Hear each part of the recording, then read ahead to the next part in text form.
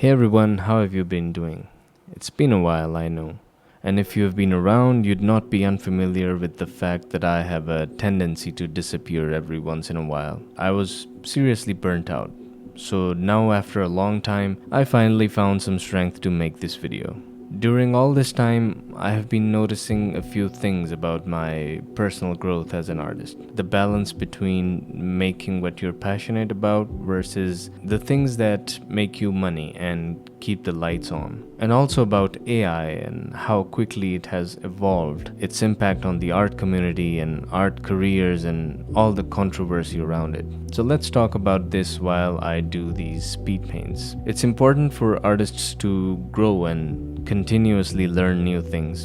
And I've been very much like that throughout my whole career. But while I was away, I realized that my growth felt a little bit stagnant and I have not been able to give time to creating art that I genuinely enjoy creating. That was mostly because I've been involved a lot with the illustration studio that I run. It's called Raven Studios, for those of you who don't know about it. And that has been consuming most of my time. And most of the tasks involved everything but drawing or painting. Amidst all of this, I forgot to just sit and draw. But then creating an artwork for YouTube was my only motivation. But then the downfall of that started as well, because I noticed something strange. While making an art for a YouTube video, I was focusing more on how can I get a cool picture out there quickly rather than putting some thought into the illustrations. I simply could not afford to spend hours and hours into a personal piece that I was creating for YouTube.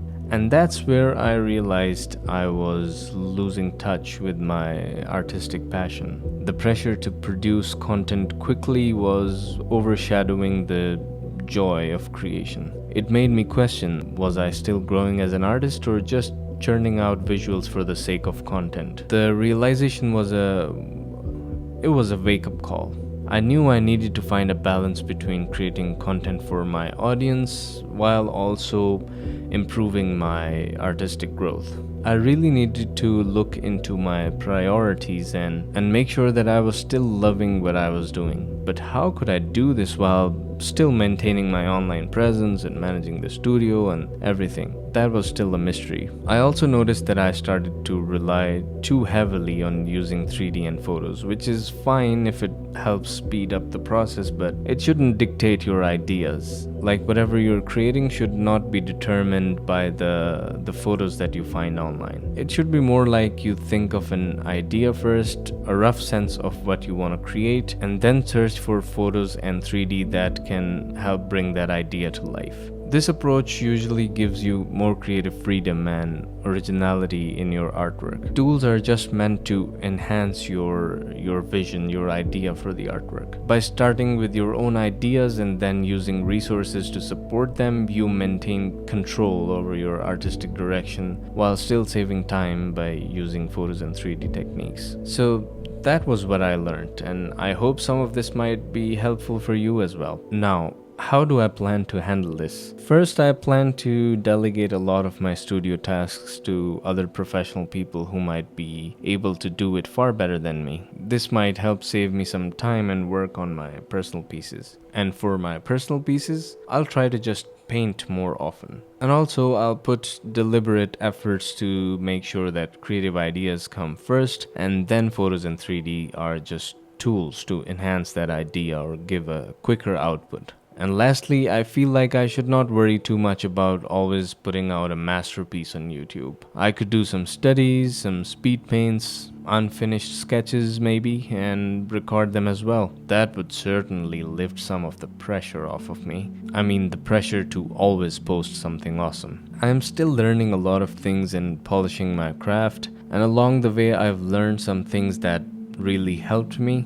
And that's what I like to share with all of you, so that I might save you some time or bring a fresh perspective on doing something. Now let's talk about AI and its impact on the art world. It's a topic that's been generating a lot of controversy in the art community. AI art generators have made significant progress in recent years. It's crazy how they can now create impressive images in a matter of seconds, which has caused concern among many artists, and it happens super fast. First, it was generating artwork that was not too detailed and had these weird textures, and all of the artists were like, nice try, but we can definitely do better. And then it evolved, and the details got better, the faces got more photorealistic, and the results were spectacular. But then the hands were a nightmare. Twisted 7-finger hands made it easier to spot that it was AI. But now it's even improved that. It's getting harder to differentiate what's made by AI and what's not.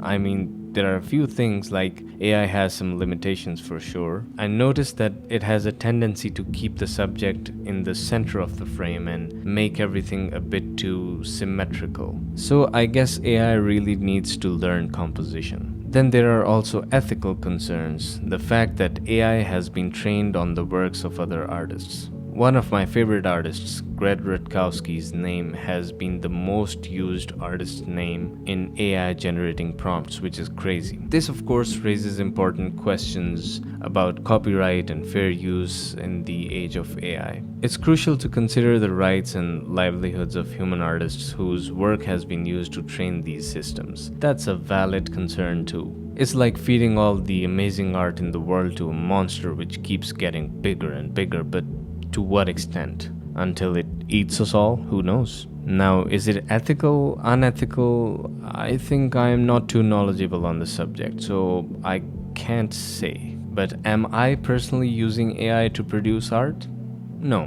Did I do that in the past and in the early days of AI? Yes, there are many videos on my channel too. And should I be concerned? Will it take our jobs? I have some experiences to share about that too. I noticed that there are job posts online that they say they require an AI artist. That's a new term for all of us. An AI artist, and it's not just job postings. I've seen AI being used more and more in several creative projects. Some clients have now started including AI-generated concept art as a starting point, which artists then recreate in a refined way. So some workflows have definitely shifted, I guess. Then there's another funny thing that has been happening. At Raven Studios, we have been getting job applications with AI portfolios. The artists are claiming that it's their work, but it's clearly generated by AI. It's so painfully obvious. I mean, they didn't even bother to cover it up with brushstrokes or anything too. They just slapped the AI images onto their portfolio. This boggles my mind because I think even if someone believes you and gives you a job, what's your plan after that? When you're actually required to work on the projects, will you just keep generating AI images? You can't keep fooling everyone for long.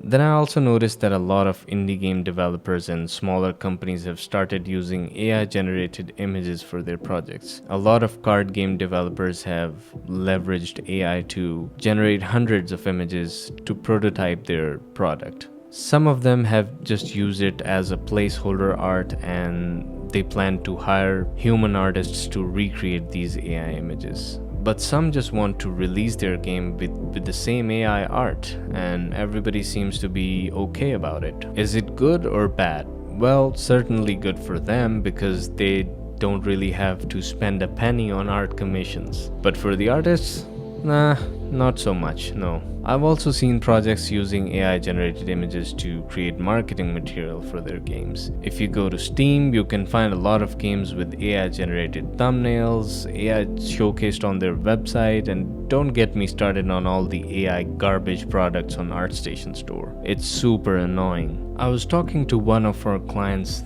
They are a massive mobile game company, millions of dollars in revenue, and we mostly help them with their marketing art. They told us that the budget that their company used to pay for marketing art has been changed a little bit because the artists have started quoting lower prices for their art. And they told us that it was probably because they have started leveraging AI to make their job easier and faster, which is why they are able to lower the price and undercut their competitors, which really disturbs the pricing. And then the controversy where Wacom and Magic the Gathering were accused of using AI in their marketing art. You can search about that too. So yeah, it does have impacts on the industry, for sure. Is there any point of learning art anymore? Well, yes. I believe that there is a lot of value in learning art. Developing artistic skills is a way of creative expression. It also provides a deeper understanding of visual communication and problem solving abilities.